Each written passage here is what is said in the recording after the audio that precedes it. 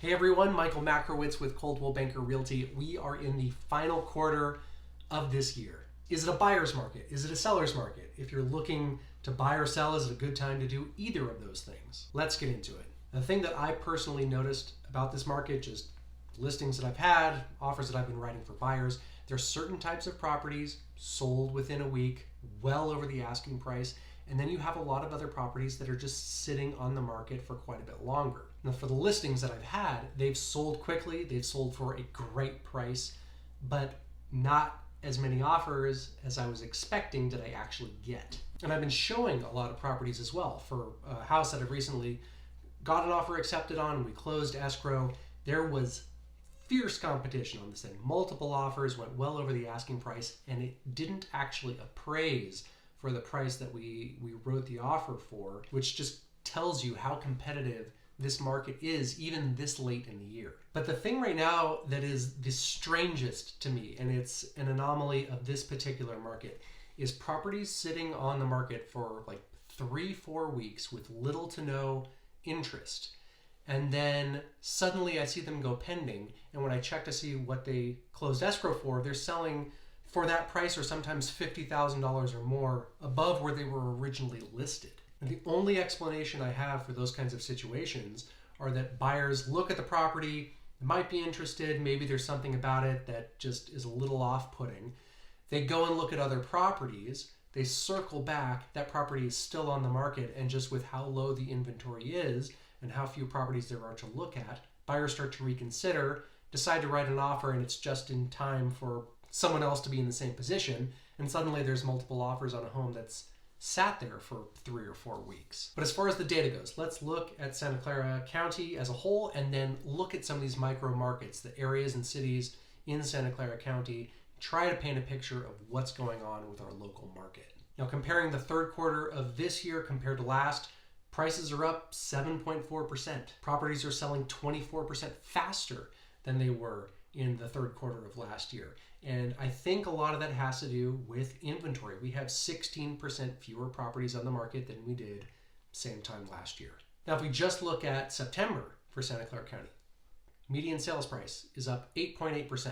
Homes are selling 26% faster. I think what we're seeing is that buyers have kind of settled into the idea that interest rates are high, but they're not going down anytime soon, and the people that can afford to buy are buying. So what are the cities and areas that are really driving this appreciation in Santa Clara County? The 4 that stand out that have double-digit appreciation are Cupertino, 32% increase in the median sales price between September of this year and last year. Los Gatos is up 10%. Willow Glen's almost up 17%. South San Jose is also up 17%. Now, normally I look at this appreciation of different areas and try to figure out why that particular area. I mean, I can explain Cupertino and Los Gatos and say these are areas with excellent schools, but I don't see quite the same level of appreciation in areas like Saratoga and Palo Alto. Willow Glen has some decent schools and most certainly a lot of charm. I think the greatest thing about Willow Glen is that small town feel, but also being so close to all the Silicon Valley jobs. And then South San Jose I could explain by saying, well, people have been priced out of the more central locations and they're just going further and further out. But then I would expect more appreciation in an area like Gilroy, which I didn't really see. But when I compare just 1 month, September to September of last year for these locations, I do take it with a little bit of a grain of salt because we have so few sales. I have not that many data points and it is a little bit harder to paint a picture. So comparing quarterly how all the areas within the South Bay did, still the standout by far is Cupertino. Now, there's no area that's doing particularly bad. I mostly saw prices were either flat, slight decrease, but somewhere generally between a 5 to 10% increase in the median sales price from third quarter of last year to this year. So to answer that question from the beginning, is it a seller's market, is it a buyer's market?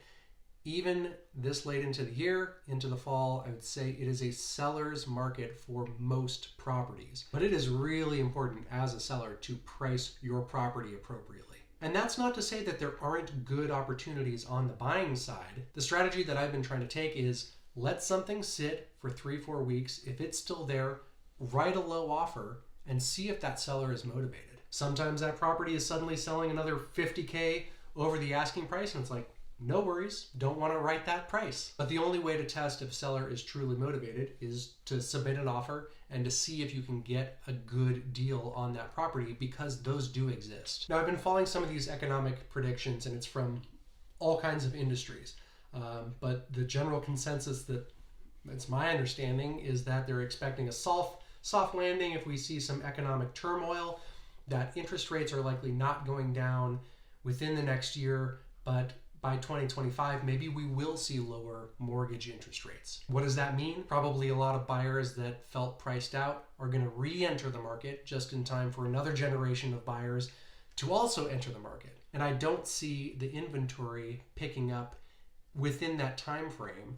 So that could be another period of rapid growth and appreciation of home values simply from a supply and demand standpoint. I could be totally wrong. That is the sense that I'm getting. So when it comes to the advice that I give, this is, I think, the most nuanced real estate market that we have seen in the last 10 years. So as you plan buying or selling, please let's have a conversation, because I think this, more than any other time, is a period where it really needs to be thought out and a strategy created, because there's a level of attention to detail and to planning and to pricing and to marketing that can't be ignored in a way that maybe it could have been ignored in the past. I know this is a difficult market to comprehend, and I'm always trying to keep track of what's going on, so hopefully that's clear as mud.